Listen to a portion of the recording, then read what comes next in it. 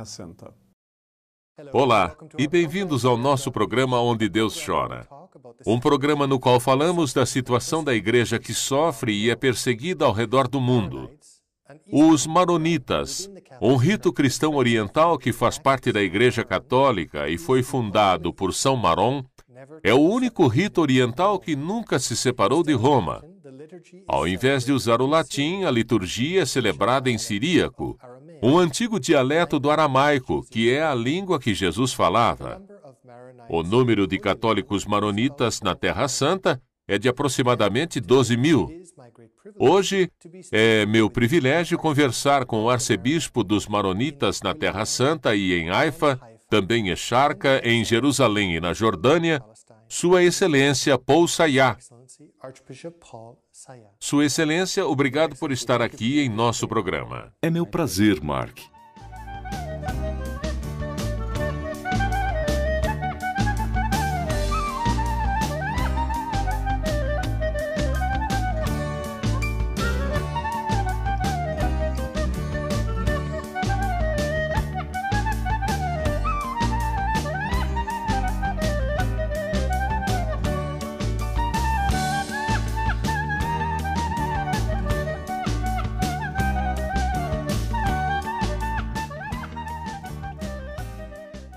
Após o início do cristianismo, a igreja sofreu dolorosos cismas, mas a igreja maronita nunca se separou de Roma. O senhor poderia nos contar um pouco da história da igreja maronita?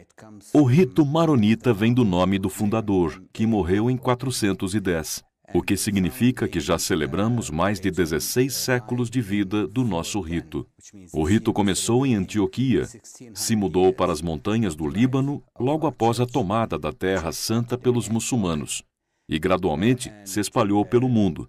Temos atualmente 43 bispos ao redor do mundo. O Líbano continua o principal quartel-general, por assim dizer, ainda que existam países no mundo que tenham muitos maronitas a mais que o Líbano. Qual é a particularidade do carisma que a igreja maronita traz à igreja como um todo? Não sei se é exatamente um carisma específico, mas nós somos uma igreja monástica. E como todas as tradições monásticas, nós colocamos bastante ênfase na questão da liturgia, nas escrituras e no papel dos padres na igreja. Mas isso tudo é comum às igrejas orientais. Recentemente, revimos nossa liturgia e a renovamos. Estamos tentando estar o mais próximo possível das necessidades dos nossos fiéis. A sua comunidade é geograficamente bastante espalhada e são cerca de 12 mil pessoas na Terra Santa, 800 mil no Líbano e algo em torno de 7 a 10 milhões, não se tem um número muito preciso, ao redor do mundo. Como o senhor faz para servir uma comunidade tão espalhada? A minha comunidade, em específico, é bastante espalhada, pois cobre Israel, Jordânia, Jerusalém e a Palestina, em 2 subdivisões. Como tento servir? É preciso estar presente. Servir as pessoas significa estar o mais perto possível delas. E, tradicionalmente, nós temos 3 responsabilidades básicas. Nós procuramos oferecer ao nosso povo a mensagem. Procuramos oferecer ao nosso povo os sacramentos e todos os serviços que eles precisam. E procuramos o máximo possível estar a serviço do povo em todos os âmbitos, no social, no psicológico, de todas as maneiras possíveis.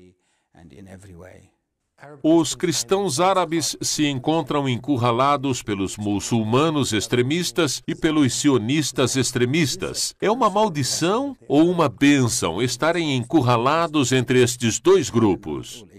É bom lembrar que não existem somente extremistas. Existem muitos judeus bons e muçulmanos também. Mas não podemos negar que é uma realidade para os cristãos da Terra Santa. Queiramos ou não, o pensamento é assim. Para os judeus, nós somos árabes. E talvez de uma maneira ou de outra, terroristas em potencial.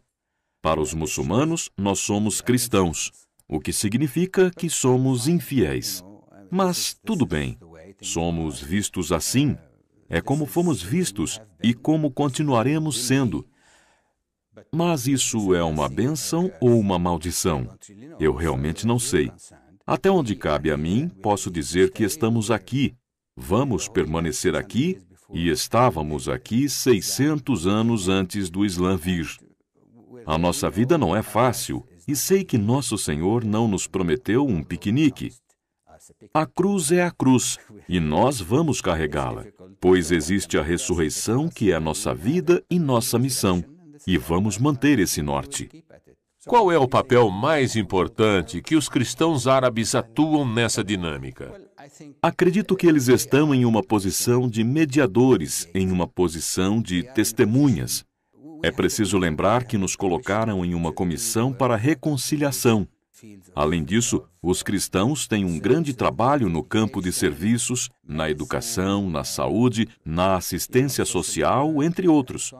Nós oferecemos neste âmbito uma grande quantidade de serviços. E estes atingem muito mais do que nossa minoria, de 1 a 2%. Mas o que gostaríamos, se possível, é ser agentes de reconciliação, de diálogo e também de poder mostrar aos muçulmanos a verdadeira visão cristã e a nossa maneira de ver a vida e tudo mais. O senhor diria que a tensão entre palestinos e israelitas é religiosa ou é um problema racial?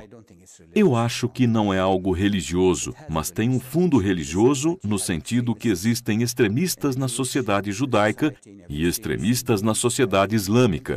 E estes extremistas têm problemas com todos. Mas eu creio que, basicamente, é uma tensão política, um problema político. Este é um problema de dois povos que tentam dividir uma terra e ambos querem tudo.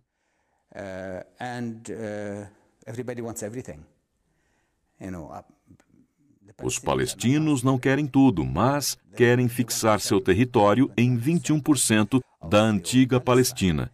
Eu vejo que existe uma ganância pela terra e pelo poder. Basicamente, eu diria que é um problema político.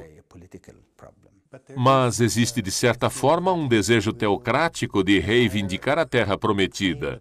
Como é esta questão do solo sagrado? Sim, estamos lidando com duas teocracias. O Islã é uma teocracia e o judaísmo é uma teocracia. Mas lembre-se que a sociedade israelita não é somente judaica. A sociedade israelita, em teoria, é basicamente laica, um governo laico. Por laico, o senhor quer dizer secular? Perdão, sim, secular. Temos muitos israelitas que não dão muita importância para a questão religiosa.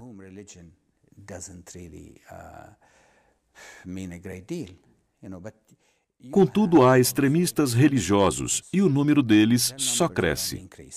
Os extremistas estão crescendo? Sim, eles estão.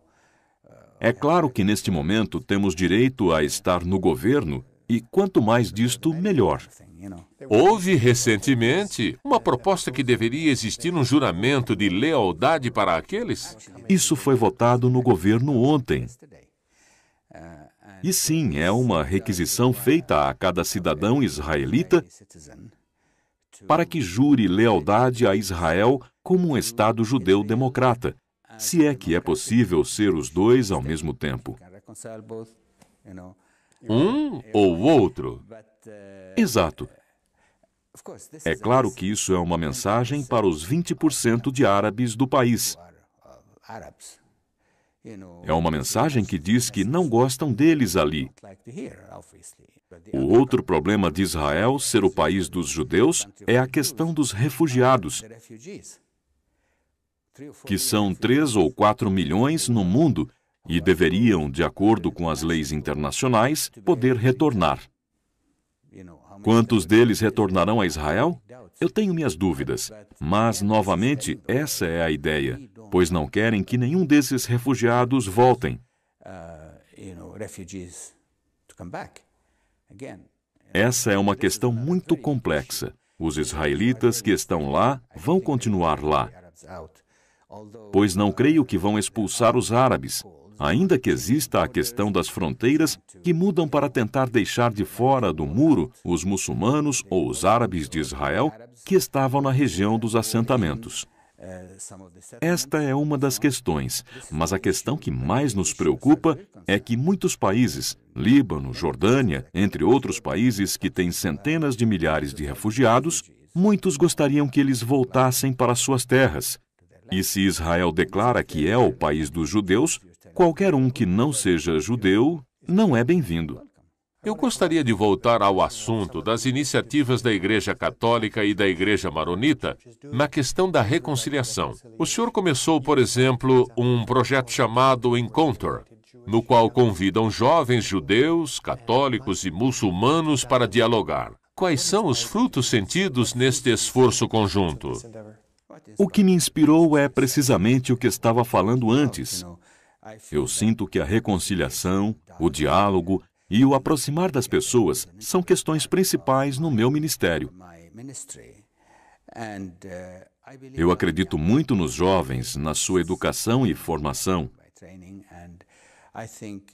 Eles podem fazer a diferença, estão dispostos a mudar, têm menos preconceitos e são mais flexíveis. Nós começamos com 4 cristãos, 4 muçulmanos e 4 judeus, sendo 2 meninos e 2 meninas, todos da região de Jerusalém. Depois surgiu um grupo nos mesmos moldes em Londres, na diocese de Chelmsford, que é anglicana. É por isso que é um programa de intercâmbio. Intercâmbio entre a Terra Santa, minha diocese, e a diocese de Chelmsford. O principal objetivo desta atividade era mostrar para esses jovens as outras realidades e formá-los para discutir os problemas que a sociedade está encarando atualmente. Suponhamos que houve uma discussão entre os palestinos e os judeus. Nós pegamos o que o jornal diz, mostramos para eles e perguntamos: como vocês lidariam com esse problema? Desconstrução do pensamento. Exato. E assim podemos formá-los em algumas técnicas de resolução de conflitos. É claro que usamos também técnicas científicas nesses encontros, como dinâmicas de grupo e diversos tipos de exercícios. E vejo que isso foi muito além das minhas expectativas.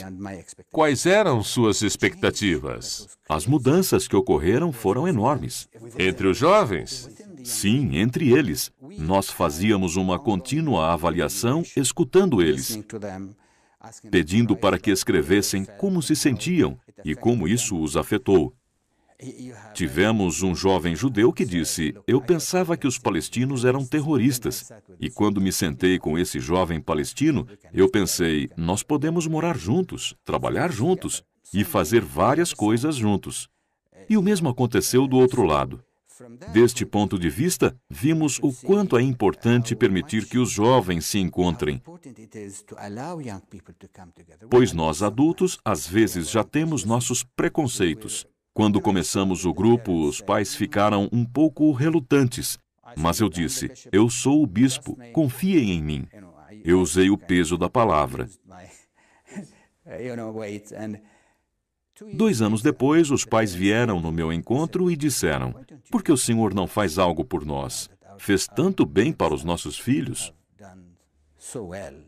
E o senhor está fazendo. Infelizmente, nós tivemos que interromper este programa por causa da violência que ressurgiu com a segunda intifada. Não pudemos continuar o programa. Eu adoraria fazer algo para os pais, e isso seria um outro avanço. Os cristãos no Oriente Médio são obrigados a manter a sua cabeça baixa para se manterem vivos? A questão do diálogo que está ocorrendo no Sínodo aqui em Roma, sob a responsabilidade dos cristãos de ampliar a temática da separação da religião e do Estado, é um grande peso para pôr nos ombros dos cristãos de lá? Não estamos colocando somente no ombro dos cristãos do Oriente, pois estamos aqui em Roma. A igreja toda está aqui, e essa é uma dimensão muito importante do Sínodo. A igreja inteira está dizendo a nós do Oriente Médio: vocês não estão sós. Nós somos uma igreja, a Igreja Universal. A Igreja Universal que está com vocês. E vocês são parte da Igreja Universal. E nós damos apoio, pois acreditamos que vocês têm uma missão e têm algo para oferecer a nós como igreja mundial. Mas estamos aí também para ajudá-los. Não se sintam sós. Essa é uma lição importante, uma mensagem importante, e nós sentimos um grande privilégio em estar na Terra Santa. É um grande privilégio para mim, como bispo, servir minha comunidade, servir a igreja ao redor do mundo quando recebo os peregrinos. Estou atuando meu próprio ministério. Estar na Terra Santa como bispo foi algo que aconteceu, e isto é um privilégio, mas ao mesmo tempo não estou lá por mim, mas estou pela igreja como um todo. A Terra Santa é onde tudo começou e pertence a todos. Não pertence a nós como cristãos que vivem lá, mas estamos lá como guardiães para manter isto e manter a vida cristã viva e em movimento para que todo o mundo possa vir e fazer essa experiência especial de caminhar nas pedras de Jerusalém e caminhar na Galileia, subindo e descendo colinas onde o próprio Cristo caminhou. É ótimo ter pessoas que vão lá e é ótimo podermos servi-las. O que a igreja como um todo pode fazer por vocês? Ir até a Terra Santa. Só o fato de ir já é uma ajuda na nossa causa. Nos ajudam financeiramente e também nós nos sentimos a serviço de vocês. Também é importante falarem da situação do Oriente Médio. A situação da Palestina não foi criada pelos moradores de lá, mas foi criada pela comunidade internacional. E ela mesmo deveria rever seus conceitos e fazer algo para ajudar. Os moradores locais nunca conseguirão resolver este problema sozinhos, e graças a Deus existem algumas iniciativas. Neste momento, em particular, os Estados Unidos parecem estar levando mais a sério, e também a Europa, que sempre tentou. Um outro ponto é que continuem nos ajudando em nossos projetos. Eu nunca sonharia em construir um centro pastoral que custou centenas de milhares de euros se eu tivesse que depender somente da minha comunidade. Também é importante o sínodo que estamos agora, que nos diz que a igreja como um todo está lá para nos ajudar.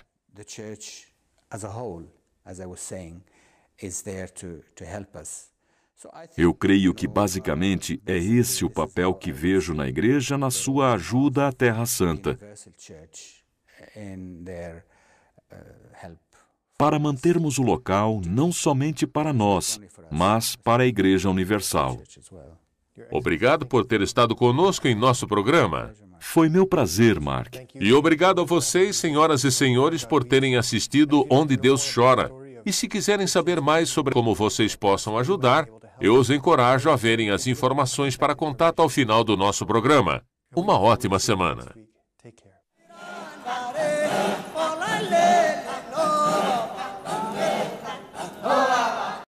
Oração, informação e caridade. Este é o tripé em que ajuda a Igreja que Sofre atua há mais de 60 anos. Seja no sustento de missionários e religiosas, na formação de novos padres ou na construção de igrejas, a Ajuda à Igreja que Sofre apoia projetos em mais de 140 países, tanto em regiões de missão como nos lugares de perseguição. Você pode fazer parte desta obra. Ligue agora para 0800 77 099 27 ou acesse o site www.ais.org.br e peça para receber gratuitamente em sua casa o boletim mensal da Ajuda à Igreja que Sofre. Assim, você estará bem informado sobre o que acontece com a sua igreja e saberá como você pode ajudá-la com sua oração e doação.